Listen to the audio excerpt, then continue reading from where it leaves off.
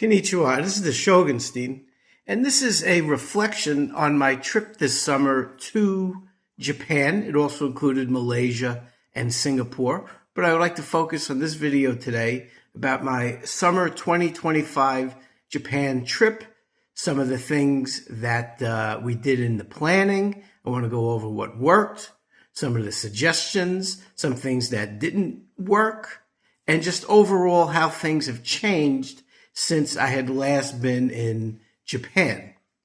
So just in terms of a little background, and this is part of maybe some of the problems that I had in terms of planning the trip is, in the past, I had made 4 trips to Japan. So I felt that I was pretty well traveled to Japan. I went in 1996 I have a side hustle in history, gig economy. I went with a group of New York City educators in association with City College, and I was in Japan for a month in 1996. In 1998, I went with a group of educators to the People's Republic of China for a month, again, part of my side hustle. And after that trip, before flying home, I spent a week with some of the educators on that trip in Japan again. And then in 2001, I was back in Japan for several days, mostly in the Nikko area doing the onsen thing. More than a thing, love the onsen. And then in 2003 was my last trip. I went to Tokyo and Saitama. Again, that was related to my side hustle gig economy with Japan. So again, on that 2003 trip, I was in Tokyo and Saitama. That was basically where I was. In 2001, I was in, again, Saitama, a little bit of Tokyo, but mostly in Nikko. 1998, I had been several places: Tokyo, Kyoto, Miyajima, Hiroshima. And in the 1996 trip for a month, it was a very thorough trip. We landed in Kyoto, spent time in Kyoto, and then Tokyo, Kamakura, Nara, Nikko, Miyajima, Hiroshima. We were all over Japan. So I felt, heading into this trip in 2025, I felt, I was kind of well-versed in Japan. Again, in my side hustle, I do a lot of, with my side hustle, a lot of stuff with Japan and, China and just in general Asian history. So I always felt that I was well-versed in Japan, especially Japan, since I'd been there 4 times. The problem was that my vision of Japan and, thinking that I had some sort of expertise was based on 1996, 1998, 2001, and 2003 Japan, not the Japan I'd be visiting in 2025. So I certainly had an idea of where I wanted to go and things I wanted to do, but my mind was thinking of a Japan that was at this point, over 20 years old. So, and again, just to give you an idea of, where my mind is at, I'm someone that still, enjoyed a pre-YouTube, pre-internet travel narrative. So books like Pico Iyer and his works, things like Lady and the Monk, which was a travel narrative about living in Kyoto. This was the type of thing that I used to really enjoy. I read a number of, Learning to Bow. Bruce Feiler was another great book. I enjoyed a good travel narrative. And again, being, kind of pre-internet, or at least certainly modern internet, I relied on all my trips when I went to China, when I went to Vietnam, my trips to Japan, I relied on a Lonely Planet book. So when I started to plan this trip to Japan in 2025 in the summer, the first thing I got was a Lonely Planet book. And one of my old travel mates, someone who had been with me on the 1998 trip to China, and then we went to Japan for that week and someone who I'd spent other time in China with. And I told him I got a Lonely Planet book. He kind of laughed at me. He called me old. And I guess I was old because while this was some great background reading, and I certainly, read a bunch of stuff in it in planning for the trip, you can see the book looks pretty new. Like I barely touched it once I was in Japan. There was a lot of good background reading, but I barely touched it in Japan. If I showed you, say, I still have like my 1998 China Lonely Planet book. It looks like it went through the washing machine, just how used it was. So times are changing, and fortunately, I didn't rely on the Lonely Planet book. And again, this is not a diss on Lonely Planet because I think it's a great product. But fortunately, I didn't rely on my 1998, 96, 2001, 2003 memories of Japan, because if I had done that, I would have, not booked a lot of things in advance, because when I went to Kyoto in 1998, 1996, it was this quiet little city that wasn't Tokyo. I remember, when I went to Himeji in 1998, we were staying in a ryokan in Kyoto, and I remember that morning just going to the Kyoto station, getting a Shinkansen ticket, and taking the Shinkansen to Himeji. I remember getting out at the station at Himeji. I remember it, seemed like a small town, and just kind of walking to the castle. If I had done that, which was, again, my gut was just to not really book anything, not book any tickets, because you never know what the weather, what happens if plans change. So I was thinking, 1996, 1998, travel sensibilities. And, I was tempted to just not book anything ahead of time. But fortunately, there is YouTube. And now, instead of relying on the travel narrative, which unfortunately doesn't seem like much of a genre anymore, I think YouTube kind of killed it. Fortunately, there's a lot of people on YouTube that made excellent videos on what to do in Japan in 2025. And that made a tremendous difference. So I want to give a particular shout out. There were a number of channels, but one that was really helpful was something called Kenjo Quest. And again, I'm probably going to say pronunciations poorly throughout this video, so I apologize. So it was like Kenzo Quest. It's a family that goes to Japan, several times a year. And there were other, YouTube channels like that just opened my eyes to how things had changed. So that would be the first thing that I would say to do if you're planning to go onto YouTube. And again, Kenzo Quest or some of these other channels, and just start watching some of the videos, again, some of the newer videos. Also, AI was a tremendous help during this trip. Now, AI had its issues because some of the initial planning that I did on AI was just too much. So another thing that I'm going to suggest is, luckily, I have my good friend Sugimoto-san, who I've known since my first trip in 1996. And, he still lives in the Tokyo area.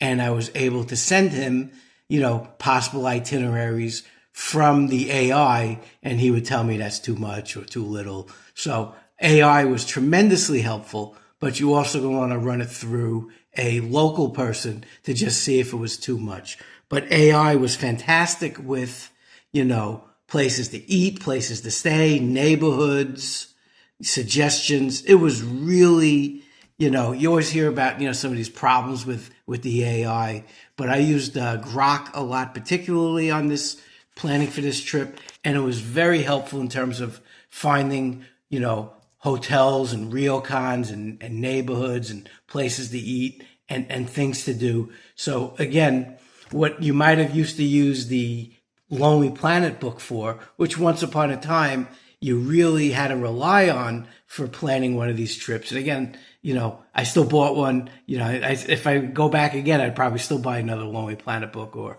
another travel. But the way you used to, if you're like me and used to travel in the, the 90s, the way you would use the Lonely Planet book, you can use AI for now. But I would make sure that you then, talk to someone that's over there where you go, in this case, Japan, to run some of those suggestions by. Now, some other considerations on this trip. Originally, this trip was going to be, Mrs. Shogunstein is from Malaysia. She hadn't been to Malaysia in, I think it was 14 years. So originally we were going to go to Malaysia. Then we said, okay, if we're going to go to Malaysia and we're going to be in Asia, not that Malaysia and Japan are too close, but we're like, okay, why don't we go to Japan? Because I love Japan. I've been there 4 times previously. I always wanted to go back.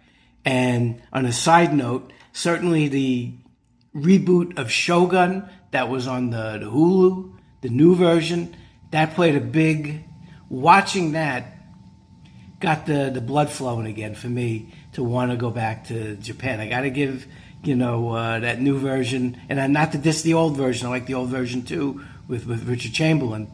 But watching that and then talking to people about the new version really got the blood flowing to go back to Japan.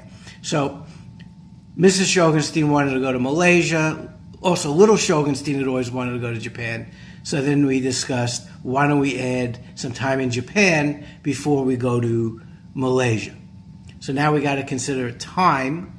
Also, something that I'm going to suggest is if you are going to do multi-cities, think about getting one of those multi-city tickets. In this case, we went with Singapore Air because you were able to save a lot of money getting a multi-city ticket. So what this trip turned into was Japan, Singapore, and Kuala Lumpur, Malaysia. And getting a multi-city ticket like we did with Singapore Air, and other airlines do that too, made it a lot cheaper and a lot more convenient, especially with Singapore being a hub. Now, without going too much more on a tangent here, Singapore, I'm glad I went. Would I go back? Probably not. There really wasn't a lot to do, in my opinion, in Singapore. It was certainly beautiful, certainly going by the Lion and checking out the harbor. I mean, it was beautiful. I enjoyed Singapore, but there really wasn't more. We were there for a day and a half, and that was maybe half a day too much, in my opinion. But that's time for another video. But what we then had to do with this trip was, how many days do we want to do in Japan? Because, again, the main purpose of this trip was actually to go to Malaysia.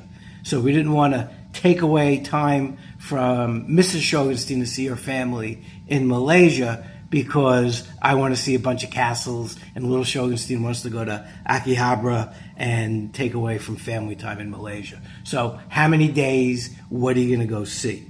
So in the end, we figured we were going to do 8 nights. So again, what we had to think about was, how do we balance this trip out? This is my 5th trip to Japan. I've been to a lot of places already, again, a long time ago, but I've been to a bunch of places. So, and again, with my side hustle and history, if I was planning a solo trip to Japan, it would be all Sengoku period. I'd be at Matsumoto Castle, Osaka Castle, Himeji Castle, Sekigahara Battlefield. That would be the trip. It would be all samurai and shoguns and Sengoku period. So, of course, if I'm going to go to Japan, I want to do some of that. Little Shogunstein, Mrs. Shogunstein have never been to Japan, so I need to balance that they're going to want to go to, say Senju Temple or Takashita Street, things that I would not go to, having been to Japan multiple times, but I understand that they not having been there before, they're going to want to do those things. And again, Mrs. Shogunstein is interested in, and again, a lot of this stuff we got from the videos. She's interested in a lot of the food and the treats, and there were certain, things she wanted to get, an onigiri maker, something for, to make onigiri at home. There were certain matcha things she wanted, certain Kit Kats she wanted. So she wanted to go to Daiso, she wanted to go to Don Quixote. She wants to go look at the pearls. Little Shogunstein has never been there. He wants to go to Shibuya Crossing. He wants to go to Senjo Temple. He wants to go to Akihabara. And then again, I still want to do some samurai and shogun stuff. So we ended up dividing the trip into 8 nights, and 4 days Tokyo, 4 days Kyoto. So right away, having been to Japan several times, at first I didn't want to spend as much time in Tokyo because coming from New York originally, being used to a big city, I was more interested in going to some of the smaller places. That was a mistake. So I'm glad we did 4 nights because it had been a while and I just forgot how great a city Tokyo is. So don't short yourself on time in Tokyo. We did 4 nights, which I thought was a great balance between old and new. We could probably have done 10 nights, but I thought 4 nights was good. So we used Tokyo for 4 nights as a place, and then we did the other 4 nights using a base of Kyoto. So some of the things to think about when doing this trip, and if you're going to go to Japan, is, you got to plan ahead. Now, we were there in the summer, and one of the things that I didn't realize about Japan was just how much of a more popular tourist destination Japan is now than it was even my latest trip, which had previously been 2003. So it was way more crowded. So again, that's why it was very important for you to book things in advance. So one of the things that we grappled with was the question of a JR pass or just buying tickets. In the end, we just bought tickets. We didn't get the JR pass. I think it could have gone either way.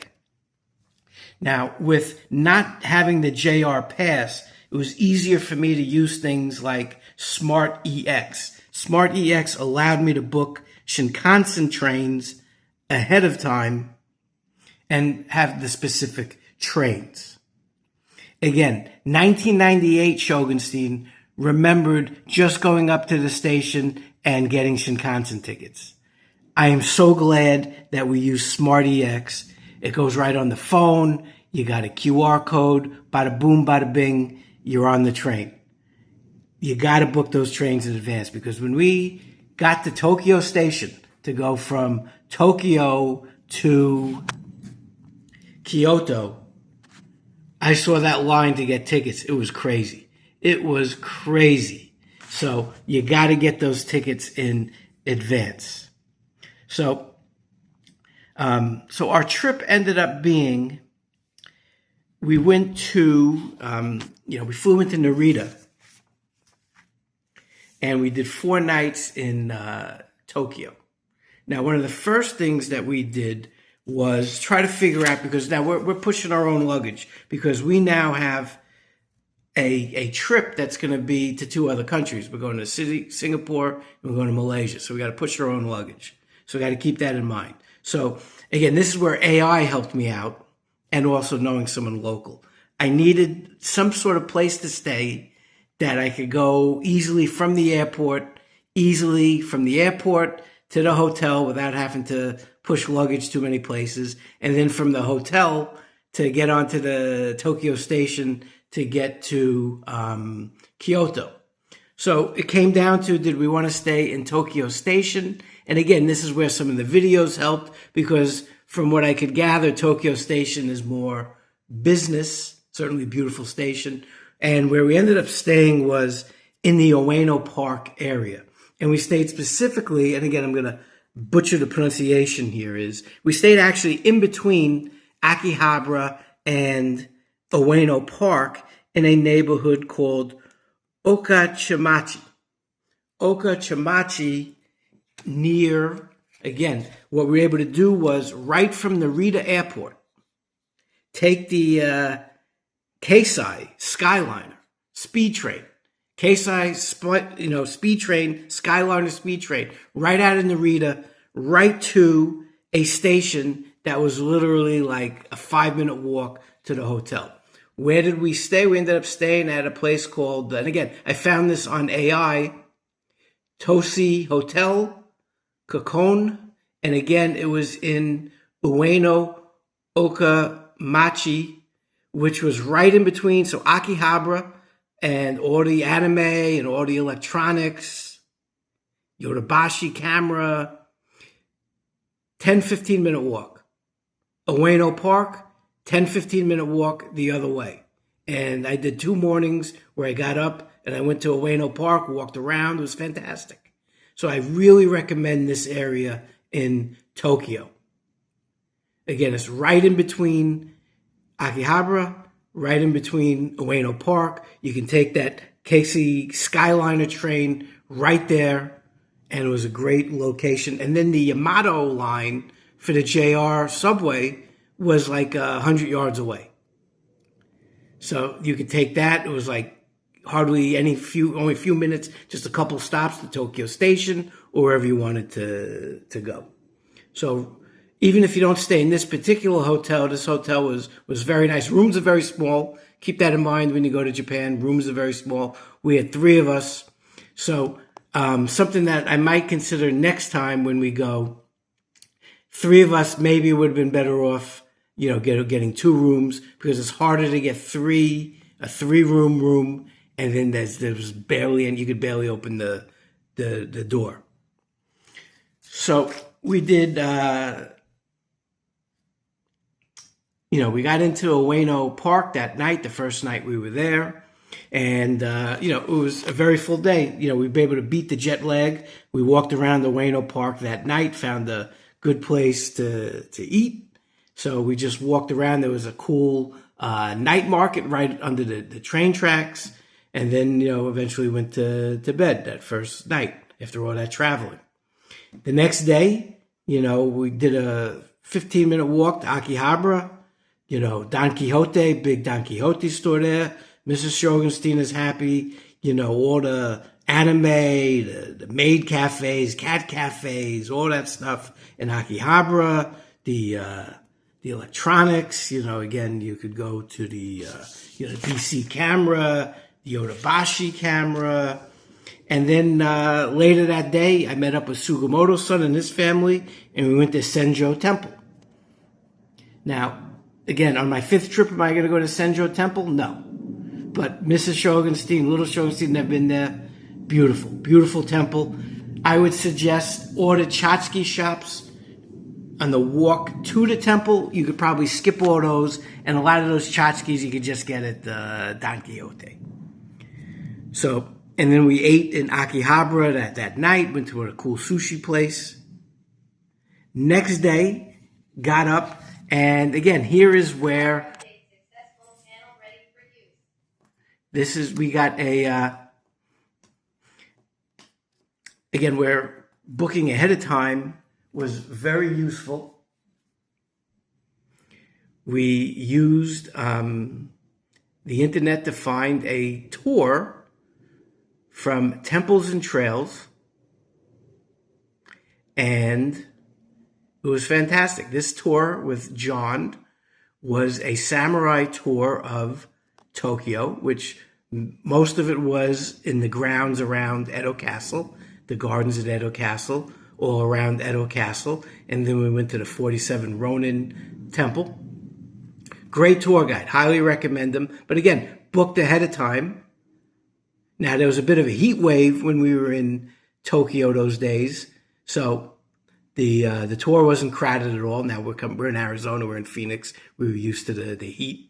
But fantastic tour. Again, book ahead. We got to see the Edo Castle grounds, the garden, and then, went to the 47 Ronin, which was a place I wanted to see. So again, good mix of, seeing some stuff in Tokyo for the people who hadn't been there, little Shogunstein, Mrs. Shogunstein, and then, me doing some samurai stuff over there at the 47 Ronin Temple. But again, book ahead. And then again, another site that I'm going to highly recommend is the Klook. Actually, I'm going to recommend 2 things ahead of time. One, booking a hotel using the Japanese websites I found difficult here in the States. So Expedia was much easier in my opinion, to book the hotels. That's my opinion. So again, they do have websites. I had a hard time navigating the Japanese websites. I would do Expedia. The other thing is something called Klook. Klook is like a third party where you can book things in Japan, and I would also able to use it for Singapore, in advance. And it was very easy. Again, it's like a third party, but it's official. So in terms of like the Skyliner train from Narita to Ueno Park, booked on Klook. Now that night, something Little Shogunstein wanted to do was the Shibuya crossing. And there's the famous on the there's a you can go to the Starbucks right there and you get a nice view. But if you really want to do the full thing, after you've gone through the crosswalk a few times and see the statue of that loyal dog from the movie you might have seen with the Richard Gere, you can go up to the Shibuya crossing, and it's fantastic. The view up there is phenomenal. But you got to book in advance. I had a book. You can book 2 weeks in advance. And literally like 2 minutes after it opened up, I got like the last slots. So again, if I had just thought of 1998 visit to Japan, I would have thought, okay, I'm just going to get tickets that night. No, completely sold out. This is an amazing experience. So again, you got to book this stuff in advance. So Klook with a K, great website to use to book. And again, you just got your QR code. So the phone is so important on a trip to Japan today. Again, 1998, you have your Lonely Planet book. 2025, order QR codes for the Shinkansen, your tickets on the phone. Also, Google Maps works so well with the Japanese train and bus system. At no point did I ever get lost on this trip because it's so specific. It tells you how to get to the station, what platform, what time the train is going to be there, how many stops. Same thing with the bus. Tells you to walk, 20 feet to the bus stop, get on this number bus. It's 5 stops back to the station. You got to have a good, smart phone. And I was very lucky. We were all very lucky because we were all using old smartphones, which basically all 3 of us, our smartphones died shortly after the trip. If our phones had died during the trip, we would have been in trouble. Because again, you're going to use all your QR codes. You're going to use Google Maps. And I've even gotten into the financial transactions and stuff too.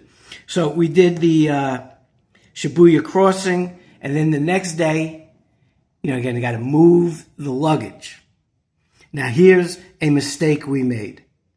I thought I would save a lot of money, and we bought luggage at the Goodwill store. It seemed like good luggage at the time.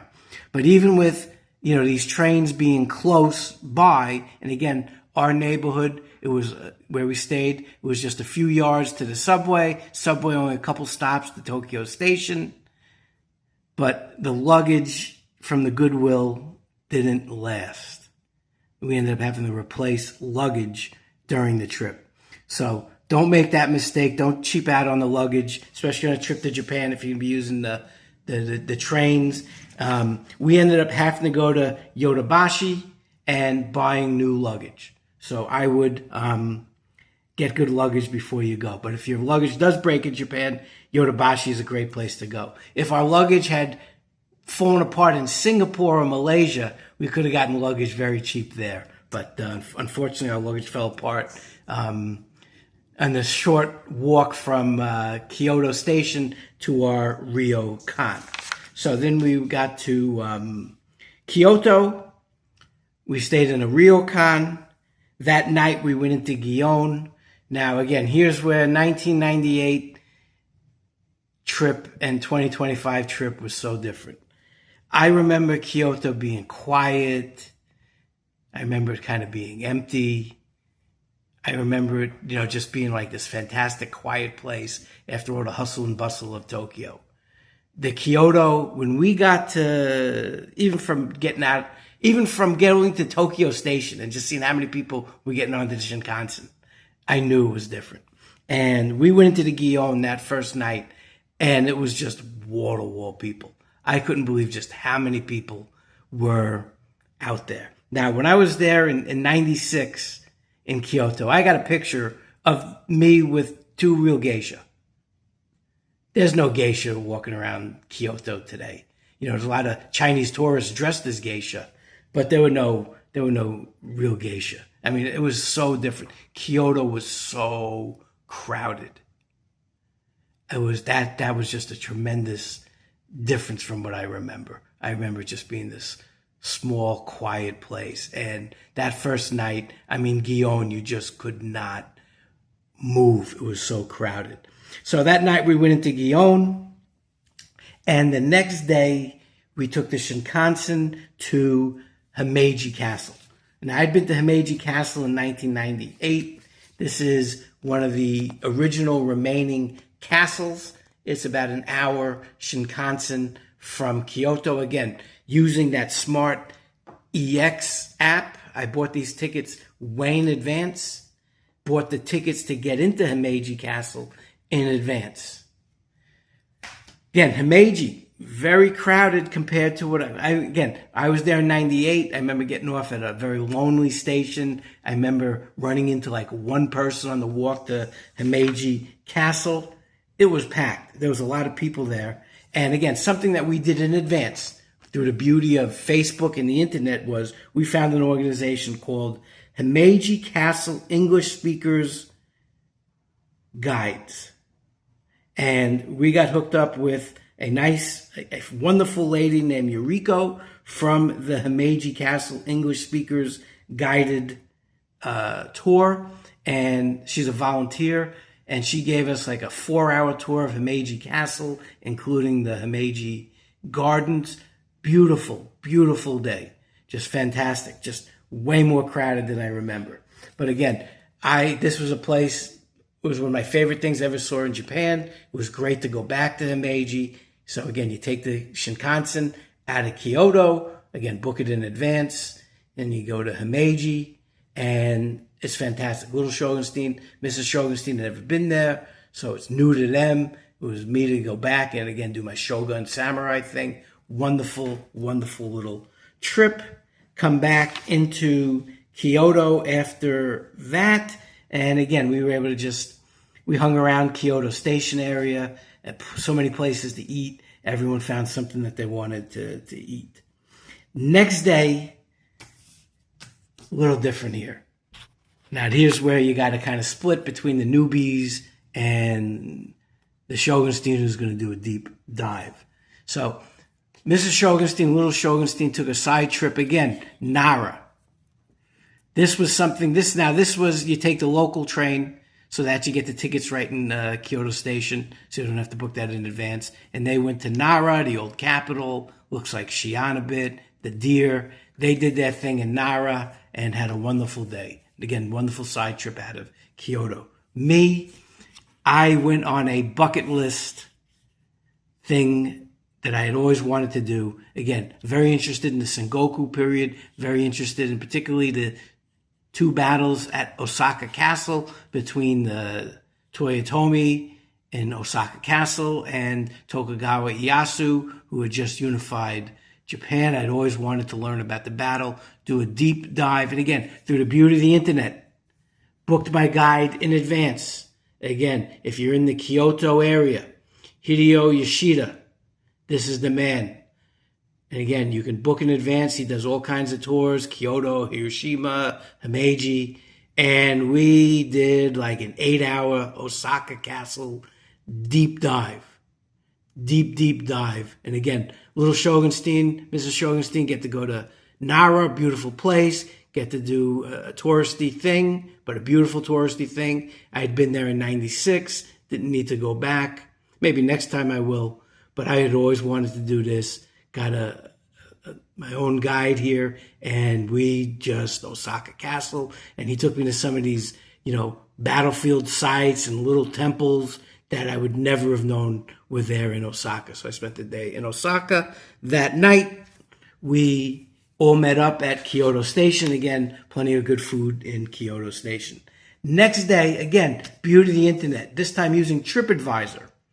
Amigo Tours had just started doing tours of Kyoto. So they had like a great deal. all-day tour of Kyoto, all the sites. So again, here is things that I had done back in 96, going back to for the first time in over 20 years. Places like Nijo Castle, the Bamboo Forest, the Golden Pavilion. So places that I wanted to go back to. These were all places that Mrs. Shogunstein, Little Shogunstein hadn't done before. Amigo Tour was new. We got a fantastic rate, and it was all day. Took you to all the great sites. You had a bus. You didn't have to, because some of the things are a little far apart from each other. So I would definitely recommend, if you haven't been to Kyoto, to do some kind of tour like that where you're on the bus and they get you to all these places. But again, it was so crowded.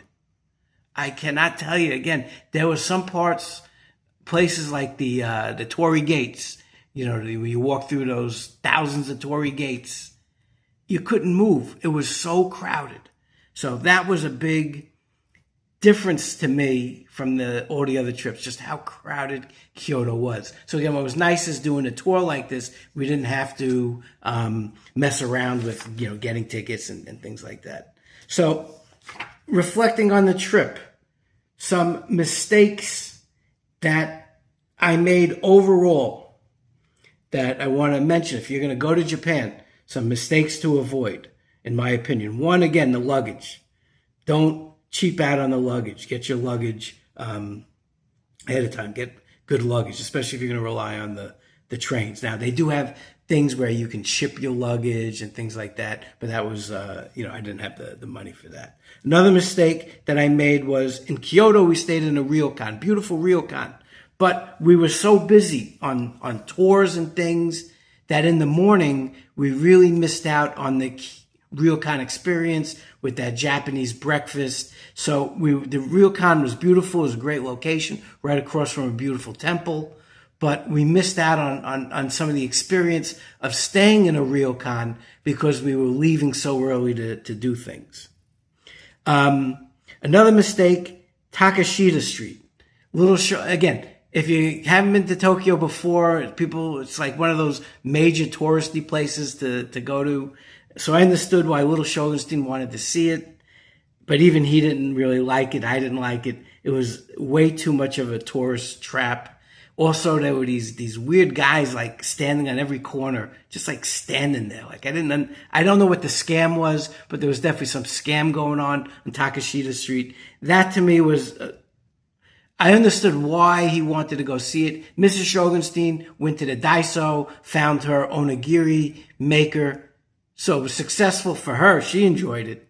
But I didn't like going to Takashita Street. Little Shogunstein wasn't impressed. I wouldn't go back to Takashita Street. In fact, one of the things that we didn't do because we went to Takashita Street was the Ueno Park Zoo, which has the pandas. So a mistake on our part was not going to Ueno Park to see the panda. Another mistake we made was I still don't quite understand how the luggage works on the bullet train. I think we did it wrong, and I think we were lucky because I think we had our stuff in the wrong spot, and they potentially could have taken our luggage away. So I got to look into how you're supposed to book the seats with the luggage racks the right way.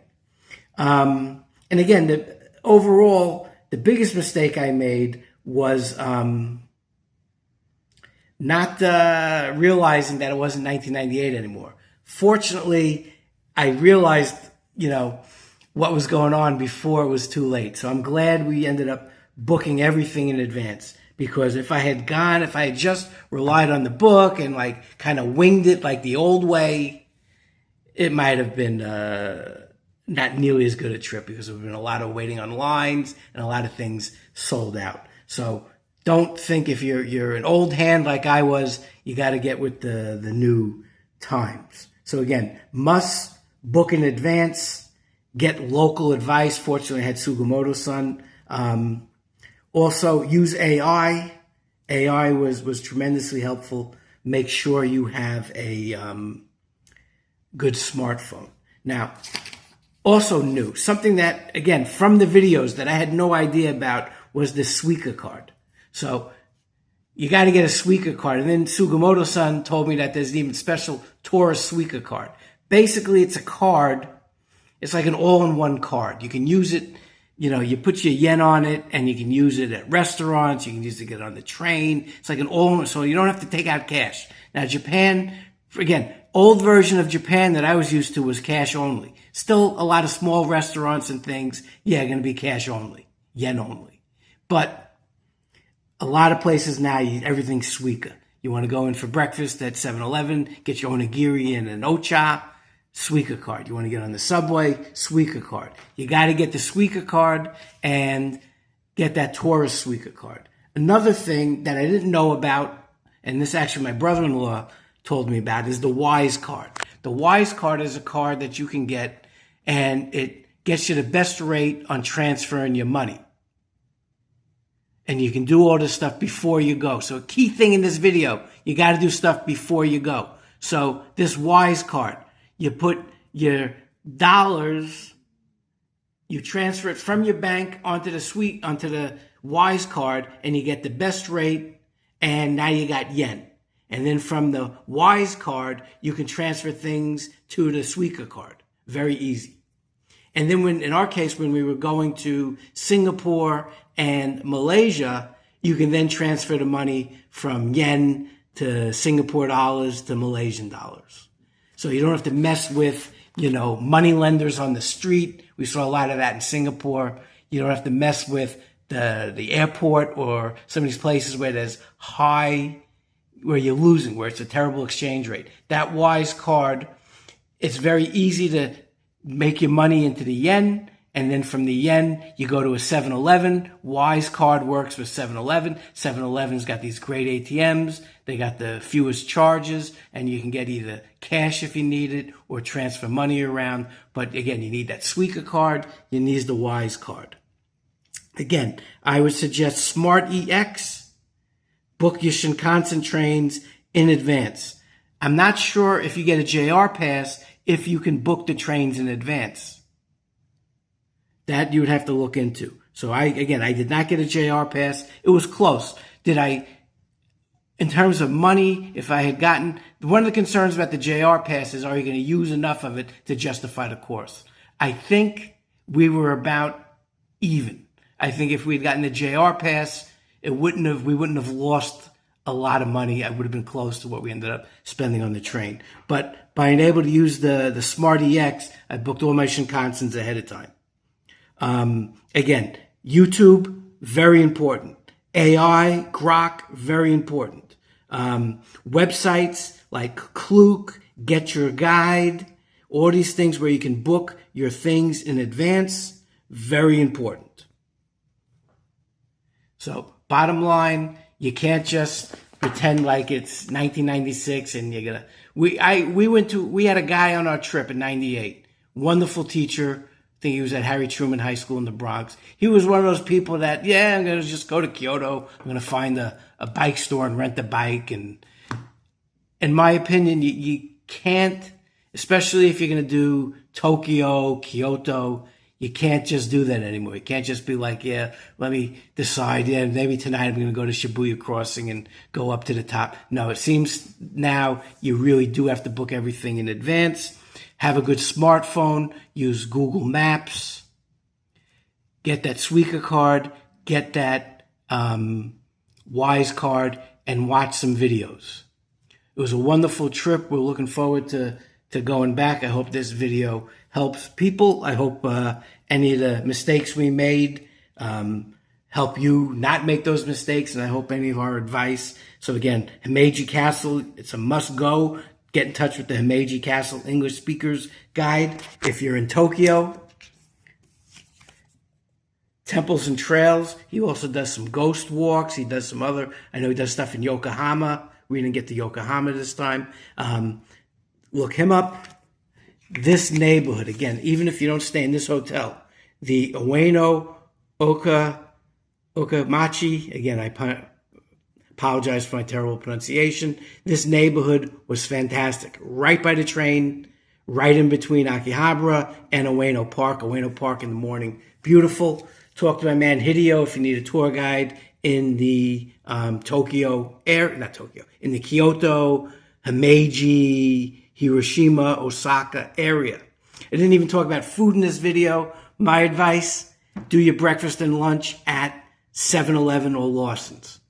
Every morning, I had my beautiful, delicious ocha. I had a onigiri. And then at night, I would get, okonomiyaki, soba. I get all the good stuff, sushi. But during the day, Pocari Sweat, again, onigiri. Again, Lawson's, 7-Eleven. That would be my breakfast and lunch, and then I'd go somewhere nice for dinner. Food is so much healthier in Japan. None of these energy drinks, none of these, drinks with, all kinds of junk in it. And speaking of tchotchkes and junk, don't buy any stuff at the souvenir stand. Make 1 or 2 trips to Don Quixote. Almost order stuff. Order the keychains, the Godzilla chopsticks, the t-shirts. You're going to find all that stuff there. Mr. Shogunstein filled up an extra suitcase. So that's another thing I might suggest to you. Either bring an extra suitcase or buy one there, because as much as you're going to try not to buy stuff, you're going to go in there and you see all these Kit Kats of 20 flavors you never saw. Order stuff with matcha, or these, Himeji Castle, puzzle kits, Godzilla chopsticks. You're going to fill up that suitcase very fast. So you might want to bring an extra suitcase with you. Anyway, we're looking forward to go back to Japan 2027, and we'll let you know how that goes. This is the Shogunstein. This is a look back at our 2025 summer trip to Japan that also had Singapore and Malaysia. Shogunstein out.